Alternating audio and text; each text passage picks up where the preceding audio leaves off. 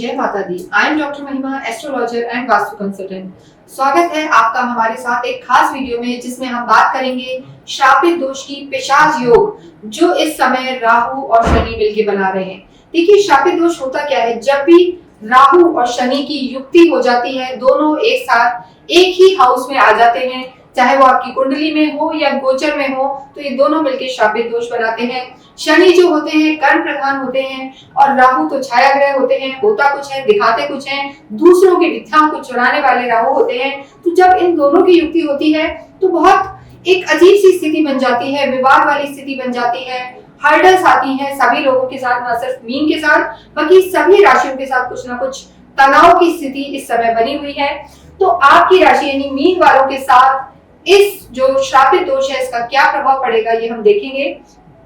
देखिए, सबसे पहले हम इनके चार्ट पर नजर डालते हैं। इनकी तो लगन में ही ये मून हमने आपको समझाने के लिए दिया हुआ है कि जहां भी आपकी पर्सनल कुंडली में मून बैठे हैं वहां नंबर 12 लिखा है, तो आप पाइसेस राशि के हैं। मीन है जो आपकी राशि होती है, और जो आपकी राशि है इसमें लगन में ही देखिए पंचग्रही योग बन रहा है, यानी आपकी लगन में, यानी जो आप खुद हैं आपके सिर में ही हम कह सकते हैं, असेंडेंट में ही आपके 5 ग्रह बैठे हुए हैं, राहु शनि सूर्य बुध शुक्र।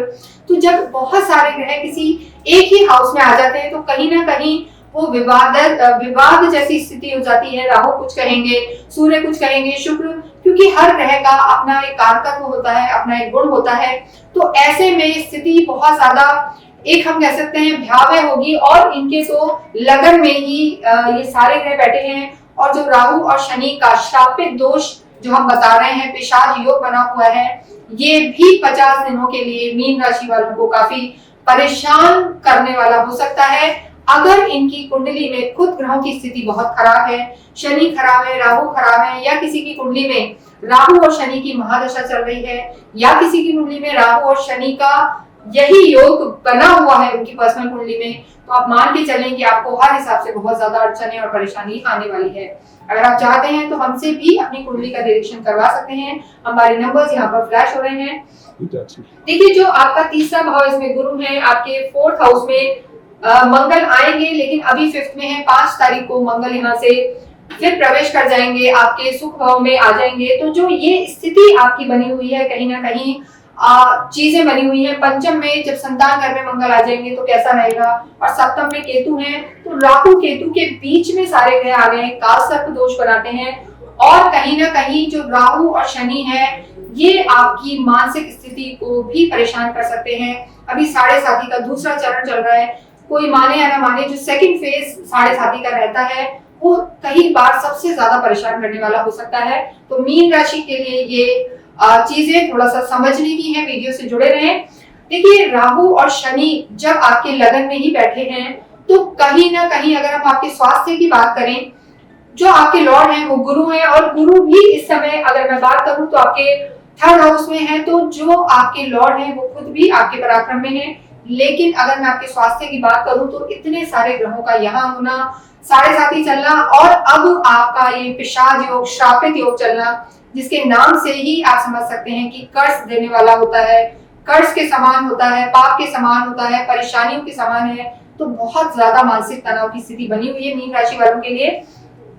घबराएं नहीं, लेकिन उसको हैंडल करें, और हम एंड में आपको बताएंगे कि क्या उपाय आपको करने हैं, वो आप ध्यान रखें। तो स्थिति इस समय आपकी मानसिक स्थिति में अच्छी नहीं कहूंगी, बहुत ज्यादा एग्रेशन होगा, जल्दबाजी रहेगी, स्ट्रेस लेवल बढ़ा हुआ है, एंजाइटी की समस्या रहेगी, बेचैनी, नींद ना आना, ये सब मीन राशि वालों को 50 दिन के लिए झेलना पड़ सकता है। सीधी भाषा में कहूं, महसूस कर सकते हैं, वो हमें कमेंट बॉक्स में बताएं अवश्य। तो आपको इस समय बहुत ज्यादा संयम से काम करना है, और मानसिक तनाव ना हो ये आप ज्यादा ध्यान रखें। ब्लड प्रेशर की भी समस्या हो सकती है, और नींद भी उड़ सकती है। मैं आपको डरा नहीं रही हूँ, लेकिन बता रही हूँ। लेकिन आपकी खुद की कुंडली में अगर ग्रह ठीक है तो आप इन चीजों से बच सकते हैं।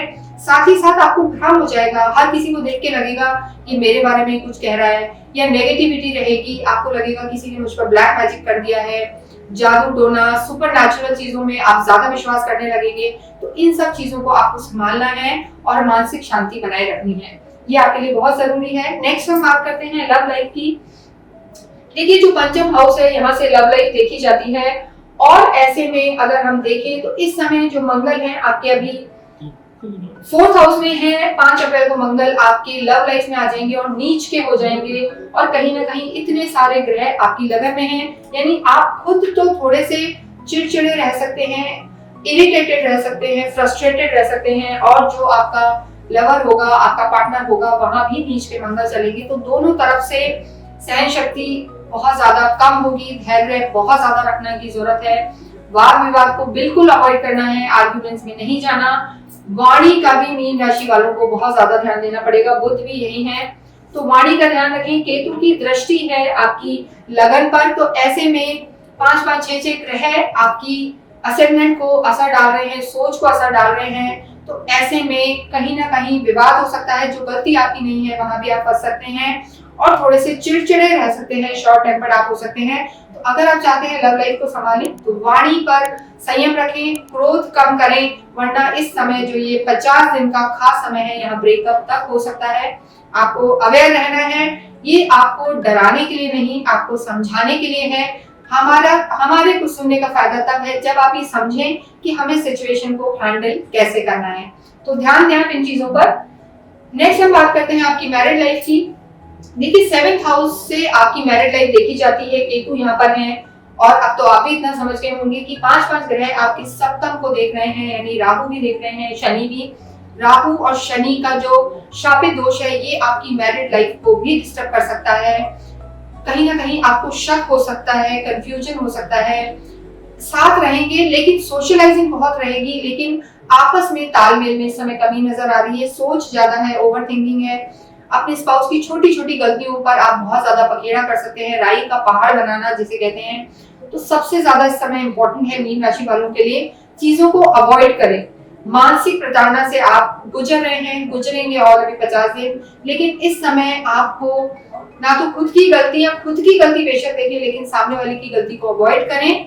कॉन्स्पिरेसी में फंस सकते हैं, वाद विवाद में फंस सकते हैं, तो मैरिड लाइफ पर भी आप ध्यान दें और बिल्कुल भी डाउट ना करें, बल्कि अपने पार्टनर के साथ घूमने जाएं, तो आपकी चीजें फिर भी ठीक रह सकती हैं। क्योंकि जो उच्च के शुक्र हैं, उनकी दृष्टि भी आपके जो हम कहेंगे वैवाहिक जीवन पर पड़ रही है, तो ऐसे में पैसा खर्च कर सकते हैं, पैसा खर्च होगा भी, उसे अपने एंटरटेनमेंट पे करें, ट्रैवल करें, वाइफ के साथ घूमने जाएं, छुट्टियां मनाएं, तो ये जो समय है आपका थोड़ा सा स्मूथली निकल जाएगा।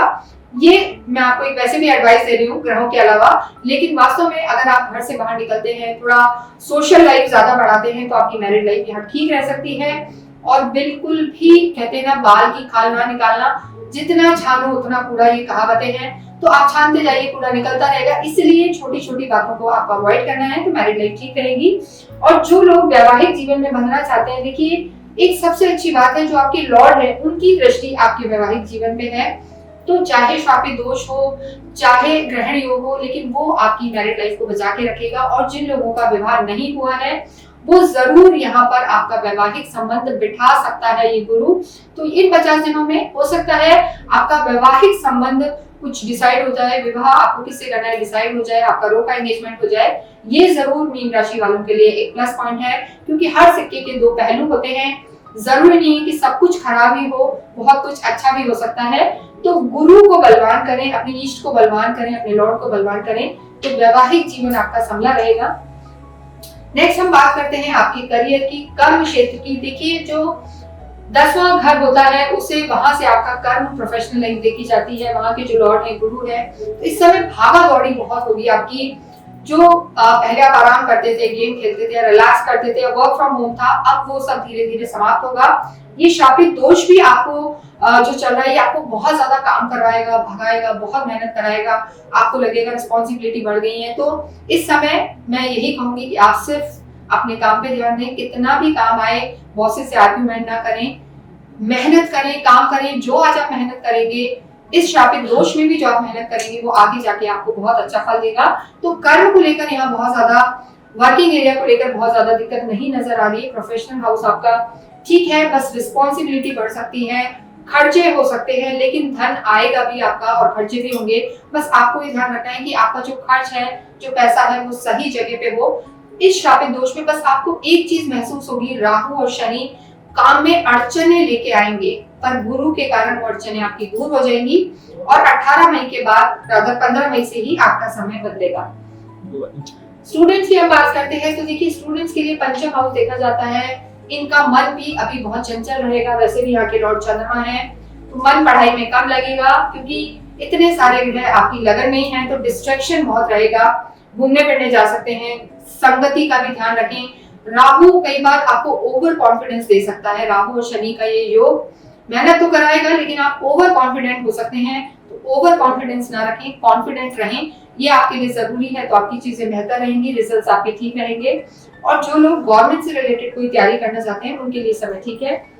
नेक्स्ट हम बात करते हैं अध्यात्म की और आपके भाग्य की। देखिए आध्यात्मिक तो आपके लॉर्ड ही गुरु है। आध्यात्मिक तो मीन राशि वाले बहुत होते हैं, भगवान पे इनका बहुत भरोसा है, पूजा पाठ भी बहुत करते हैं, हमारे बहुत से क्लाइंट्स हैं, और धार्मिक यात्राएं भी करते हैं। तो वो सब तो इनका इस समय भी बढ़ेगा और वही इनको इस श्रापित दोष से बचाएगा। जितने आप पॉजिटिव रहेंगे, जितने आप स्ट्रॉन्ग रहेंगे, भगवान में विश्वास करेंगे, उतनी ही पिशाच, जो हम कहते हैं पिशाच, चुड़ैल, ये सब योनियां हैं, ये आपका कुछ नहीं बिगाड़ पाएगी।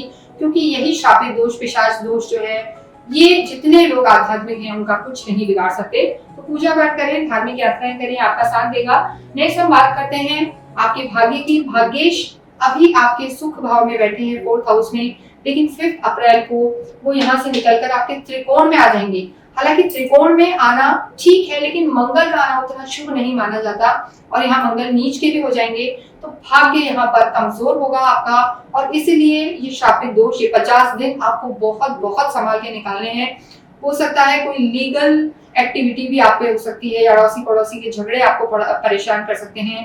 काम में बहुत ज्यादा ध्यान दें, कर्जा बढ़ सकता है, साथ ही साथ लीगल इश्यूज हो सकते हैं। इस समय भाग्य आपका साथ कम देगा, मेहनत करें, लेकिन गुरु की दृष्टियां आपको बचा सकती हैं। लेकिन फिर मैं एक बात कहूंगी कि मानसिक स्थिति का बहुत ज्यादा ध्यान दें, एंजाइटी और डिप्रेशन को कंट्रोल करें। देखिए मीन राशि वालों के लिए स्पेशली मैं कहूंगी कि हालांकि इस समय बहुत मुश्किल है, फिर भी आप कोशिश करें, ध्यान और योगा की, मेडिटेशन करें आप लोग, ये आपके लिए बहुत जरूरी है।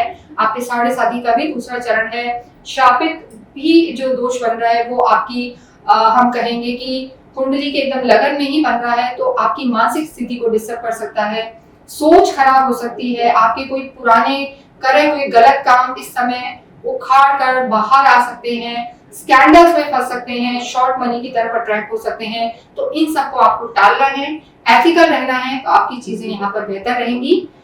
आपको अधिक से अधिक ओम ग्राम ग्रीम ग्रोम सह गुरुवे नमः का पाठ करना है, विष्णु सहस्त्र नाम का पाठ करें। इसके साथ राहु और केतु यहाँ पर विराजमान हैं, तो गौरी शंकर रुद्राक्ष आप धारण कर सकते हैं, लेकिन सात्विक आपको रहना चाहिए। इसके अतिरिक्त हनुमान चालीसा करें और शनि मंदिर भी अवश्य जाएं। इसके अतिरिक्त अगर आपकी कोई क्वेरी है तो हमसे संपर्क कर सकते हैं। आप अपनी कुंडली का भी निरीक्षण हमसे करवा सकते हैं। इसके साथ ही इस वीडियो को मैं यहीं विराम देती हूँ। Thank you.